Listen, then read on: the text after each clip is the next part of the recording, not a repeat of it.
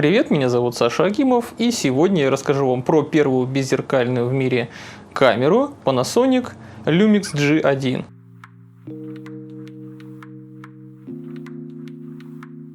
И надеюсь, сегодня для вашей эстетики я достаточно далеко отодвинулся от камеры. К сожалению, у меня очень ограничено жизненное пространство, и в прошлые пару роликов мне пришлось камеру к себе поближе пододвинуть. Я сейчас пишу с фокусным расстоянием 80 мм. Камера довольно далеко от меня должна стоять, чтобы и сзади была приятная бокешечка, и я нормально был, в принципе, проэкспонирован. Короче говоря, сегодня у меня есть возможность подальше камеру поставить. Теперь я нормально помещаюсь. Думаю, красиво выглядит все. Прошлым летом я примерно в это же время как раз рассказывал про первую беззеркальную камеру, которую в системе Micro 4 третьих выпустил Olympus. Это IP1. Обзор на канале есть. Если интересно, можете посмотреть. Камера действительно такая очень нестандартная, интересная. IP1 была выпущена в 2009 году. И в этот момент Olympus еще не закончил поддержку своей зеркальной системы формата 4 третьих. Про формат 4 третьих я достаточно подробно рассказывал в недавних своих видео про Olympus E510 и Olympus E330 поэтому повторяться не буду, но коротко скажу, что я там рассказываю о том, как Olympus и Kodak совместными усилиями сделали совершенно новый байонет, не опираясь ни на какие старые стандарты, ни на пленочные размеры, ни на какие-либо байонеты уже готовые, а просто сделали прям реально с нуля новую систему. И когда к ним присоединился Panasonic как раз таки, у них появилось большое количество новых интересных технологий. И, соответственно, из-за того, что размер матрицы был не очень большой, технологически требовалось какие-то новые интересные ухищрения постоянно придумывать. Ну и постепенно система 4 третьих обрастала своими фамильными чертами. Например, у Olympus появились очень достойные, очень крутые стабилизаторы на матрице. В принципе, это не новая какая-то веха, то есть там Pentax, например, да, Minolta задолго до них начали ставить на матрицу стаб, но Olympus, он прям достиг довольно высот больших, потому что они прям очень качественный стаб сделали. Через некоторое время, благодаря разработкам того же Panasonic и LiveMOS матрицам, появился очень крутой, не глючный, хороший, реально работающий LiveView, в отличие от других каких-то зеркальных систем. Ну и дальнейшим логическим развитием стало как раз избавление от зеркала в конструкции фотоаппарата. Ведь если у тебя есть LiveView, то тебе совершенно незачем визировать через какие-то зеркала с пентапризмами. У тебя картинка и так в реальном времени передается со всеми изменениями. Ты видишь ее такой, какой она у тебя уже будет в конечном счете, после того, как ты нажмешь заранее. И вот как раз в 2008 году увидела свет первая системная беззеркальная цифровая камера Panasonic Lumix G1, про которую сегодня мы будем разговаривать. И сейчас, да, спустя много лет мы прекрасно понимаем, каким крутым и важным это было появление этой камеры, насколько это эволюционно значимо было для развития фототехники. Но в то время, когда она вышла, в общем-то, я бы не сказал, что прям как-то все в восторге подбросили чепчики в небо. И G1 он метил, в общем-то, в аудиторию, которая пользовалась совсем уж любительскими простенькими зеркалочками компактными. Ну, для примера, какая-нибудь четырехзначная серия Canon, типа там Canon 1000D или Nikon D3000, ну, вы поняли, в общем, примерно какой-то уровень. И, конечно, G1, пожалуй, был поинтереснее и поудобнее, и как раз для начинающего он был бы даже, наверное, более приятен в обращении, но большинство овощей, на кого вот эта вся маркетинговая ерунда была бы рассчитана, у них все-таки в голове, у этих корнеплодов застряла такая история, что нормальный более-менее фотоаппарат, который уже не мыльница, это должно быть именно зеркалка, то есть у нее должно быть зеркало внутри. Хотя зеркало-то как раз особо ни на что и не влияет. Ну а у тех, кто действительно что-то понимает вообще в фотографировании и фотографии, были другие, более важные аргументы в пользу DSLR. Например, аккумулятор, потому что у среднестатистической, даже самой любительской зеркалочки обычно аккума хватает, кадров так на 800. У Panasonic, да, пожалуй, раза в 2 меньше будет, там 350-400 где-то кадров можно сделать в расслабленном прогулочном режиме. Но опять же, вряд ли эту камеру кто-то для серьезных целей использовал бы, ему нужно было бы прям вот эти 800 кадров делать, да и те там 350-400, которые на нее можно сделать, вряд ли бы среднестатистический любитель за день нащелкал бы. Далее адапты зеркалок сетовали на то, что оптический видоискатель, который есть как раз у зеркалок, он круче, чем электронный видоискатель. И с этим вообще-то да, действительно тоже сложно поспорить, потому что у нас у всех есть в памяти вот эти ужасные EVF, которые стояли в убогих суперзумах их там, или в самых старых ранних камерах каких-то из нулевых.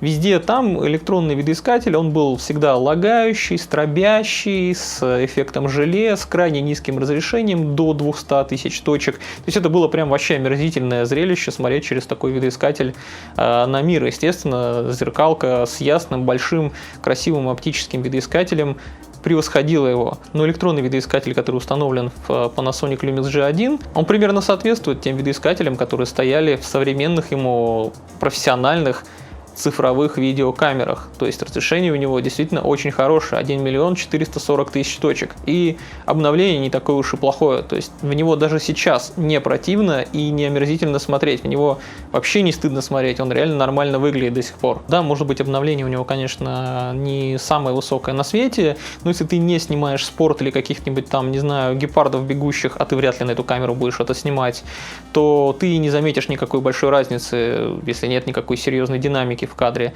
И говорить о том, что оптический видоискатель у начальной зеркалочки, у какой-нибудь лучше, чем вот этот электронный видоискатель, это, ну, откровенный пиздеж. Еще любители зеркалок нередко говорят о скорости работы. Мол, без зеркалки они медленнее гораздо включаются, у них есть сильный лаг затвора и так далее и тому подобное. И действительно, я с этим могу согласиться. У многих ранних беззеркальных систем, таких как, например, Sony Nex, у Samsung их NX системы, у них действительно поначалу были большие проблемы со скоростью включения и лагом затвора. Я вообще с этим не спорю, то есть я эти камеры пробовал, использовал достаточно активно, и они прям действительно очень нерасторопные.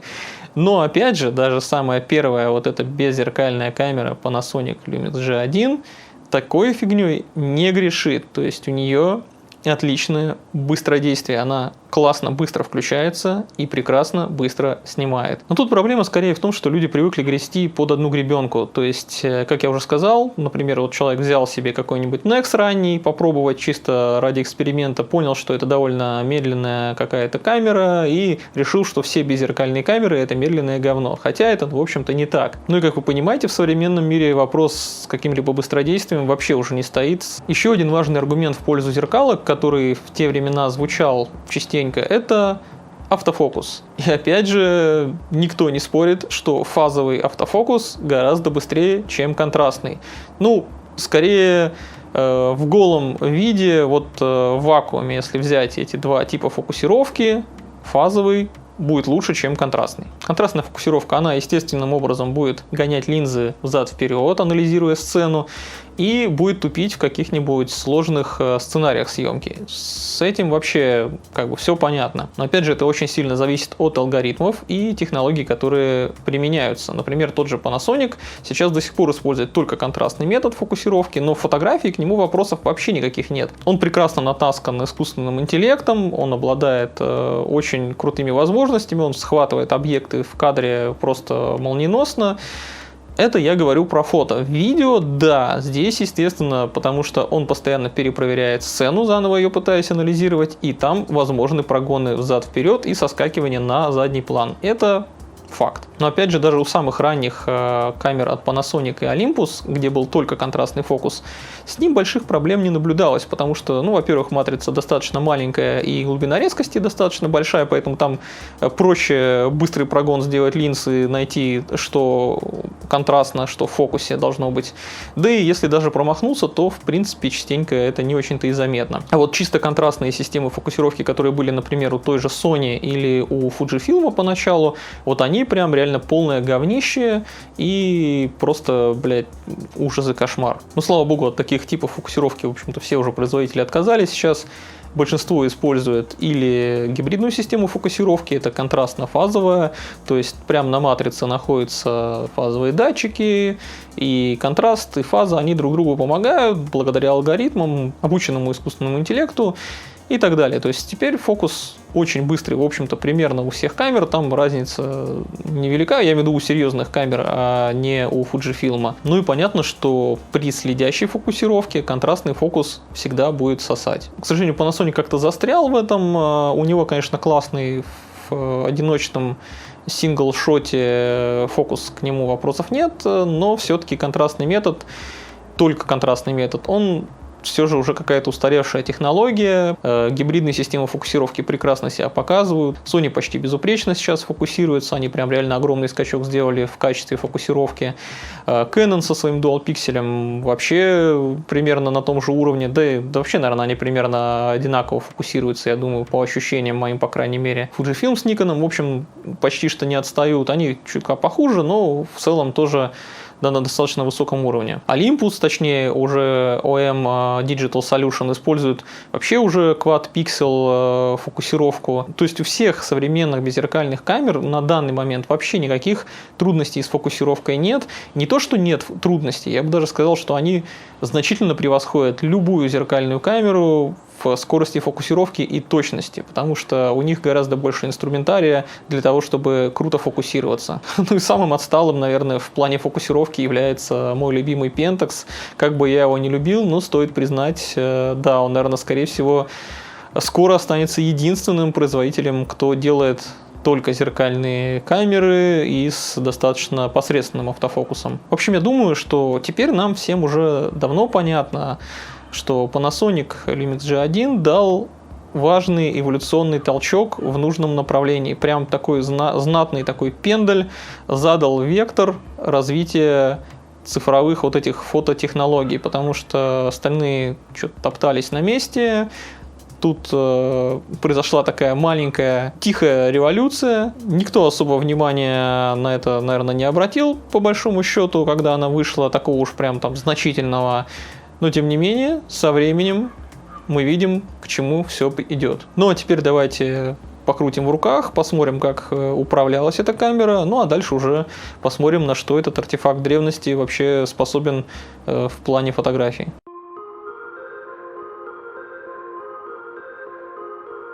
Камера прям очень компактная, хоть и сделана в стиле зеркалок начального уровня. Хват, конечно, так себе, то есть если ты держишься, то мизинец не очень хорошо лежит, то есть он, в принципе, немного болтается. Но, тем не менее, держать G1 вполне удобно, все-таки камера-то пластиковая, без какой-либо влагозащиты, она легенькая, и сзади есть хороший выступ под большой палец, то есть лежит она прям хорошо. Ну и, кстати, помимо того, что корпус выполнен из пластика, он зачем-то еще покрыт таким soft-touch напылением, я не знаю, как это, в общем-то, толком называется даже, но знаете, да, soft-touch — это когда вот такие вот немножко шершавенькие, матовые становятся вещи, часто в какой-нибудь там бытовой технике используются, еще где-то, ну вот здесь я не знаю, зачем они это сделали, потому что со временем это покрытие просто оно богомерзко стерлось, где-то местами деградировало, обнажая вот тут вот глянцевые внутренности, и местами оно еще стало как магнит притягивать пыль и грязь, что вообще очень ужасно, очень тупо было сделать так. Ну, вроде Panasonic больше такой фигни не делали в своих люмиксов в дальнейшем. Ну вот здесь почему-то решили так вот приколоться. Ладно, давайте про управление. Оно здесь довольно простое, удобное. Спереди, например, только одно колесико. Других колесиков вообще здесь в принципе нет. Но в принципе единственное для изменения параметров, я имею в виду. Но оно кликабельное зато. Так, например, у меня сейчас стоит приоритет диафрагмы, и, собственно, я меняю им диафрагму. А если на него надавить, то у тебя включается экспокоррекция. Очень удобно. Сверху слева выбор режима фокусировки и рычажок вызова вспышечки встроенной. Ну, она такая маленькая, убогонькая. Но при этом есть и нормальный башмак, на который можно уже нормальную вспышку поставить или какой-нибудь синхронизатор, если ты там в студии снимаешь. Колесико выбора режимов, все еще с большим набором всяких детских опций, как на старых зеркалках любительских. Блокировки здесь нет, и оно, кстати, довольно легко крутится. Ну, я вроде случайно не сбивал, но вообще так по ощущениям можно сбить нечаянно. Здесь вот находится два рычажка. Это рычажок включения, on-off, и рычажок протяжки, который имеет 4 позиции. Есть также бесполезная кнопка Film Mode, но это для выбора стиля в JPEG. Ну, мне как бы JPEG неведом, поэтому она не нужна. И также вот еще полезная кнопка Quick Menu для вызова, соответственно, быстрого меню. Ну и кнопочка спуска, куда же без нее. Сзади в левом верхнем углу кнопка переключения между электронным видоискателем и экранчиком, хотя автоматический датчик здесь имеется приближение. И VF тут на 1 440 000 точек, что года до 15 считалось, в общем-то, не худшим показателем, несмотря на не самую высокую частоту смены кадров. Видоискатель вполне даже сегодня приятный, то есть он такой яркий, ясный, и все с ним хорошо. Экранчик же здесь на 460 000 точек, что тоже для 2008 года очень хорошие показатели. К тому же он полностью поворотный, то есть его можно откидывать как угодно, крутить, что тоже, в общем-то, довольно круто. Но единственное, что все-таки он старый и, соответственно, не сенсорный еще. А так, в плане визирования тут прям вообще все прекрасно. Дальше есть кнопка просмотра отснятого материала, AFL, AL, значит, репетир и удаление, также кнопка дисплей, которая позволяет выбрать, да, что будет отображаться на экранчике. В крестовине серединка — это у нас кнопка меню и set. Вверх это ISO, влево это выбор точки фокусировки, вправо баланс белого. Вниз это функциональная кнопка, на которую можно назначить некоторые функции. На правой грани один единственный слот под SD-карту у нас скрывается под крышечкой, а слева под резиновой заглушкой вот тут сверху есть для удаленного спуска разъем. И чуть ниже под также резиночкой, такой, ну, достаточно плотный, мощный, находится мини-HDMI и USB подключение. Батарейка тут физически довольно большая, хотя всего лишь на 1250 мАч. Ну, ее хватает фоток на 300 вообще без проблем. На корпусе, кстати, написано на самой тушке, что сделана она в Японии. Изначально вообще камера шла в комплекте с объективом 14-45 мм, но он такой все-таки довольно уже старый и дерьмовенький. Я использовал его в основном с 14-42, вот этим вот. Он, честно говоря, тоже не самый лучший, наверное, объектив на свете. Но для кита он, на удивление, неплох. К тому же у него есть стабилизатор, который действительно помогает не поднимать ISO зачастую. Сами Panasonic тогда еще не делали в тушках стаба на матрице. Года до, наверное, 2015-го только в объективах у них был стабилизатор. И у этой первой беззеркалки, кстати говоря, нет еще одной черты, с которой принято ассоциировать Lumix. G1 не умеет писать видео. Вообще ни в каком виде, как видите, здесь кнопки видео вообще нет. Ни в каком формате, вообще никак он не может писать видео. Никак. Это чисто фотоаппарат. Зато приличное видео уже появилось через год в следующей модели GH1. Ну, я уже рассказывал в других роликах о том, как делятся по сериям Lumix. Можете посмотреть как раз в обзоре GX80. Я это очень подробно расписывал.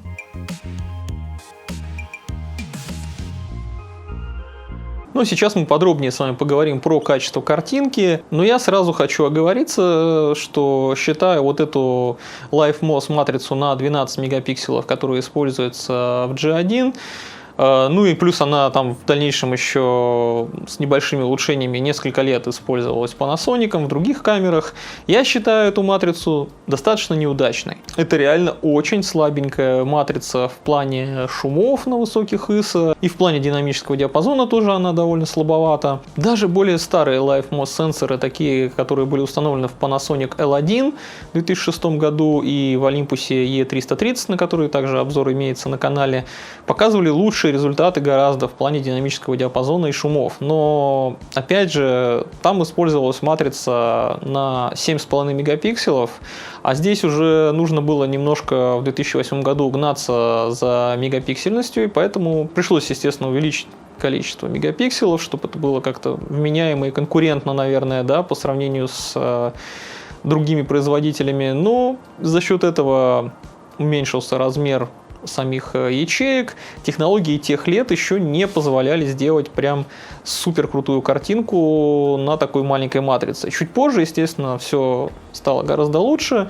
С выходом 16-мегапиксельных матриц они прям сделали большой рывок в качестве изображения. Но вот эта матрица, к сожалению, не самая выдающаяся.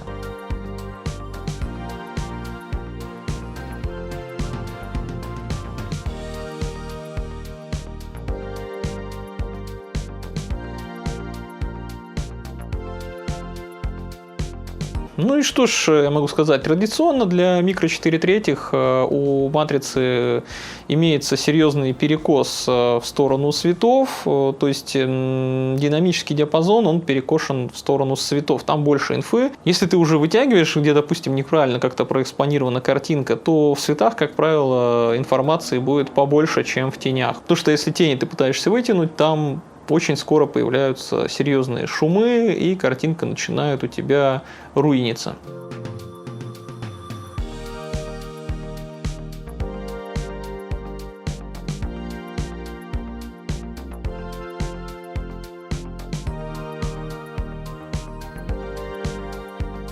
В тенях, конечно, тоже есть небольшой запас. Ну, там, если ты снимал на ISO 100, туда чуть-чуть ты потянуть можешь, но картинка довольно быстро становится шершавой. С другой стороны, это все-таки беззеркалка, и у тебя есть возможность видеть экспозицию заранее, до того, как ты нажал на кнопку спуска, и не так уж часто приходится что-то прям вот так радикально вытягивать.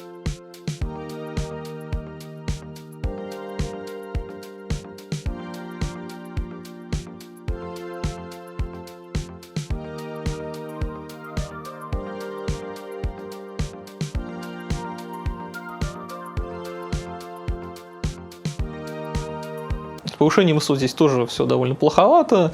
До ISO 400 единиц все, в общем, неплохо относительно, вполне терпимо, но на 800 единицах уже прям просто неудобоваримое изображение. И да, пожалуй, камера показывает результаты похуже, чем у APS-C камер тех же лет, но не многократно хуже, то есть чутка похуже, потому что там другие камеры, которые кропнуты с 1,5 кропом, а не 2, не намного лучшие результаты на самом деле выдавали. Но здесь заметно даже скорее не количество шума, который появляется при повышении ISO, а заметно то, насколько сильнее скукоживается динамический диапазон из-за этого. Но опять же, микро 4 третьих заставляет тебя переосмыслить вообще необходимость съемки каких-то фотографий на высоких ISO, потому что, например, у Olympus замечательные стабилизаторы внутри камер прямо на матрице, а у Panasonic практически во всех объективах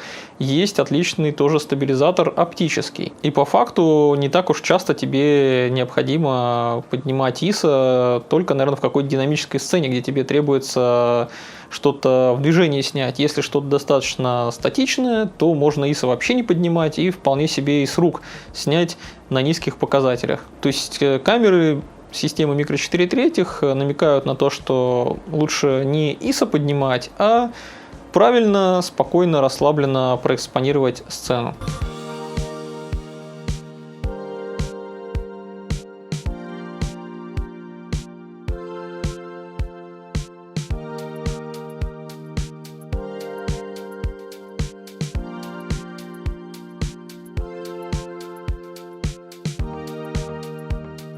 С резкостью и детализацией картинки дела, кстати, обстоят неплохо, потому что, да, на этой камере перед матрицей еще стоит антиалиазинг фильтр, но он уже совсем тоненький, так что большого влияния на детализацию не оказывает. Но объективы на микро 4 третьих традиционно фокусируются очень близко, поэтому какие-то около макро снимки выходят прям замечательные. Ну и вообще просто, в принципе, картинка, она на эту камеру полна каких-то мелких нюансов, шероховатостей, все это прекрасно передается.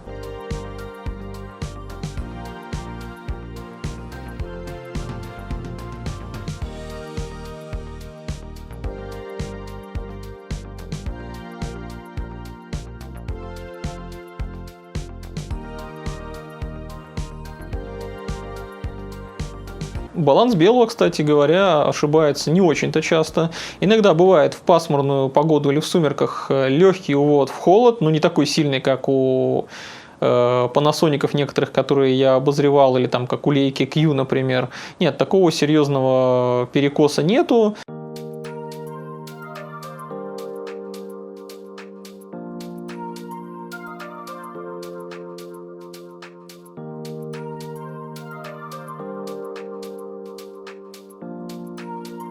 Но в некоторых сценах камеру можно понять, когда она уводит все-таки немного в холод, потому что я частенько ее использовал зимой, и когда много снега, много неба, в общем, камера немножко может недоумевать, уводить или в тепло случайным образом, или в холод. Это, в общем-то, понятно. Сейчас, конечно, да, камеры чуть поумнее стали, они лучше с этим обращаются, но здесь такие небольшие косячки есть.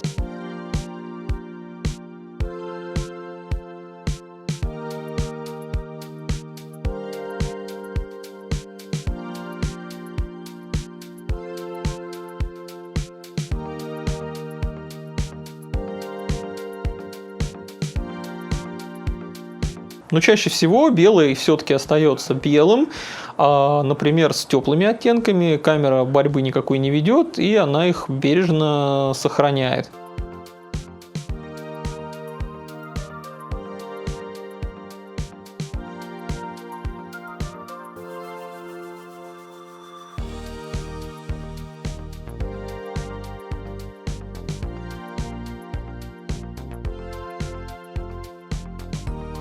В целом цвета получаются довольно приятные. Единственное, что зеленый немножко такой, чуть-чуть кислотный получается иногда. Каких-то жестких проебов в цветопередаче я здесь не обнаружил.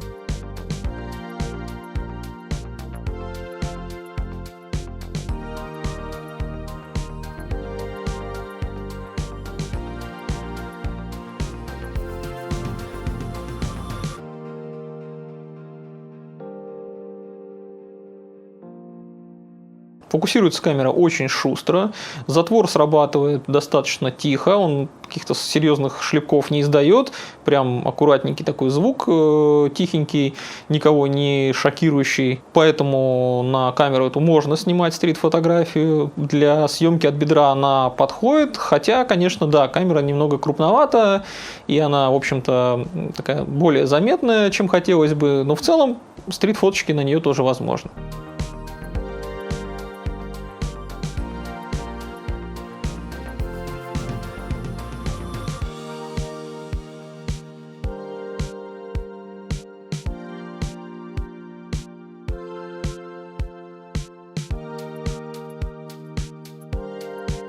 Panasonic Lumix G1, как видите, не является чем-то невероятным, это не самая выдающаяся какая-то камера своего времени. Единственным значимым достижением этой камеры действительно является отказ от зеркала в конструкции. И в историческом контексте это очень важно. G1 запустил важнейший тренд ближайшего десятилетия. И постепенно, плавно, с развитием технологий, все производители начали делать беззеркальные камеры, создавать новые беззеркальные системы, и скоро зеркалок по факту вообще не останется, потому что никто серьезных разработок в области именно DSLR не ведет сейчас, никому они не нужны и не интересны в данный момент, потому что это уже прошлое. Да, зеркало и пентапризма послужили замечательным костылем последние лет более 50 лет, да, наверное. Но, как и с пленкой, с этим древним рудиментом, с ними пора прощаться.